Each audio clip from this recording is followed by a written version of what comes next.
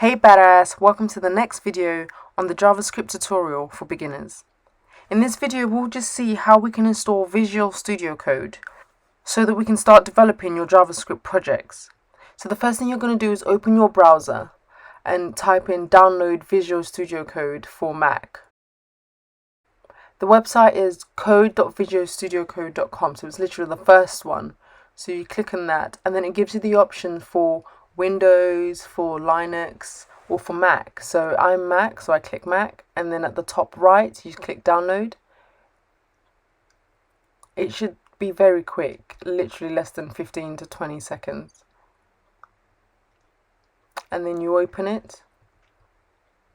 It's pretty straightforward. So once you open the file, it takes you directly into so it asks you if you want to open it because it was downloaded from the internet, and then it takes you directly into this. So the next thing you're going to do is you're going to not open a file but rather create a new file in your desktop.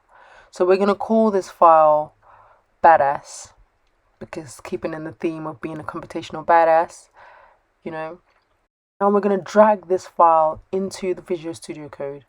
And now if you can see, we've got that. So now we're going to make a file within the folder of the C badass. So we click on that left new file icon and name this file badass.html.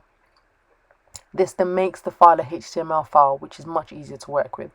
In this video we're not going to write any code, it's just a quick video to show you how to download Visual Studio Code and how to take your code that you've written in Visual Studio Code and post it online by clicking live server. So in the next video I'm going to talk you through every single thing that you can see on the screen and how you can go from this code to the web page and we can begin. So I'm glad you're fully ready.